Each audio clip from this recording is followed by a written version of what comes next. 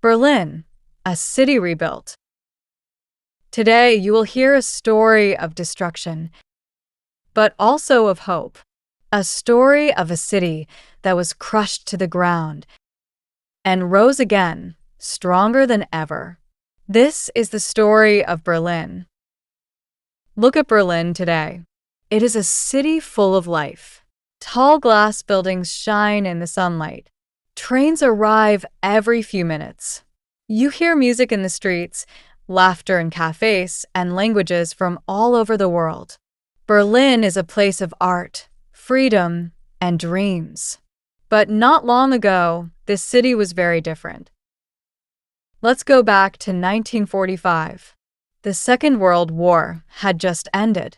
Berlin, once a proud capital, was now a broken city.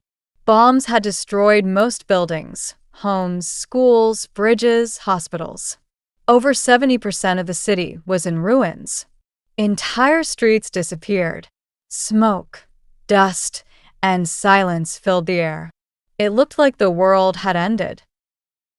More than 1.5 million people were living in Berlin at that time. Many had lost their families, their homes, and their jobs. Some lived in bomb shelters, others in cold basements. A few used bricks and wood to build temporary homes in the middle of ruins. Everywhere you looked, there was hunger, sickness, and sadness. The water pipes were broken. Electricity was gone. There was no heating, and the winters were freezing. People burned furniture to stay warm. They wore old, torn clothes. Children played without shoes. But the biggest problem was food. There was very little to eat. People waited in long lines for hours just to get some bread or soup. They ate potato peels, weeds, anything they could find. Many people became sick. Some died of hunger. But even in those terrible conditions, people did not give up. One of the most powerful images from that time was the Rubble women. These were women of all ages who cleaned the city after the war. They had no machines, no protection, and often no help. They worked with their hands, carrying bricks and stones, clearing streets full of rubble. They wore scarves on their heads. Their hands were dirty, their faces tired. But they smiled, because they knew they were building something again. These women were heroes. They didn't wait for someone to save them. They started saving themselves and their city, step by step, brick by brick. But Berlin's problems were not over. After the war, the Allied powers, the United States, the United Kingdom, France, and the Soviet Union, divided Germany into 4 parts. Berlin, the capital, was also divided, even though it was deep inside the Soviet zone. The city was now in 4 zones, each controlled by a different country. At first, the Allies worked together. But soon, political tensions began. The Western powers wanted democracy. The Soviets wanted control. In 1948, the Soviets blocked all roads and trains going into West Berlin. They wanted to force the West to leave the city. But the West did not give up.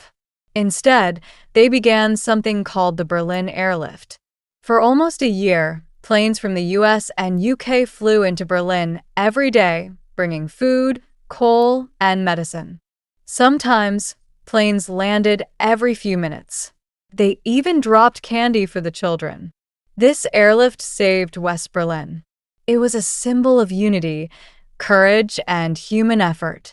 The people of Berlin never forgot this help.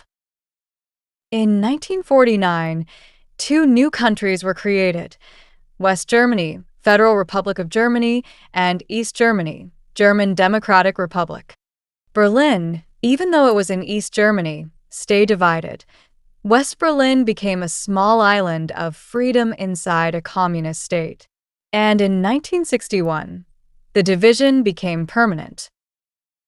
On August 13, 1961, the East German government built a wall around West Berlin. It was called the Berlin Wall. At first, it was just barbed wire. But soon, It became a strong wall of concrete, more than 3 meters high, with guard towers, searchlights, and soldiers. It was 155 kilometers long. The wall divided families. It divided hearts. Some people woke up and could no longer go to work. Others were separated from parents, friends, or lovers for decades. East Berlin was full of fear. People were watched. The secret police, the Stasi, listened to conversations, read letters, and arrested anyone who spoke against the system. Trying to escape was dangerous. More than 140 people died trying to cross the wall. They were shot, arrested, or drowned. And yet people still tried. Some dug tunnels. Some used hot air balloons. Some hid inside cars, or even inside suitcases. These stories were full of risk, but also full of hope. And in West Berlin, life was also hard. It was a small island surrounded by a wall. But it became a place of art, music, and freedom. Artists came from everywhere. Musicians, writers, and young people made Berlin a center of creativity. In the 1980s, Berlin was full of energy. People painted the wall with messages of peace. Punk music played in underground clubs. People protested against war, against the wall, against fear. Then, in 1989, something incredible happened. Across Eastern Europe, change was coming.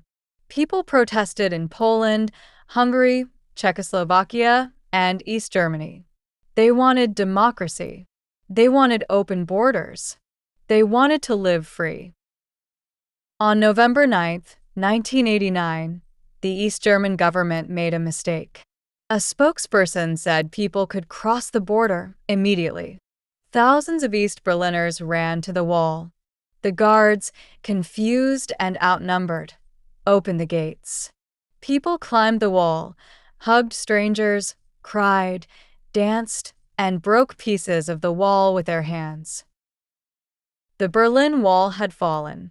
It was the end of a nightmare and the beginning of a new future. In 1990, Germany was united again. Berlin became the capital once more. But unification was not easy.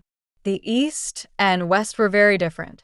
There were economic problems. Old buildings, poor infrastructure, and different ways of thinking. But Berliners worked together. They built new roads, trains, and homes. They created new schools and job programs. They brought music, art, and color into gray areas. Old factories became museums, clubs, and startup offices. Berlin became a symbol again, not of war, but of peace. Not of division, but of unity. Not of fear, but of freedom. Today, Berlin is one of the most exciting cities in the world. It is full of students, creators, and dreamers. You can hear more than 200 languages in its streets. It is open, creative, and international. But Berlin does not forget. You can visit the memorial to the murdered Jews of Europe. You can walk along the East Side Gallery, a part of the Berlin Wall, now covered in art. You can see signs that say, "This was once a place of pain. Now it is a place of peace." Berlin teaches us many things. It teaches us that destruction is not the end, that after loss, there can be life, that hope is stronger than fear, and that people, when they come together, can rebuild anything. Berlin fell to the ground, but it rose again, not because of luck, but because of courage, because of vision, because of people who believed in something better and worked for it, day by day. So remember, no wall lasts forever. Even the darkest city can shine again.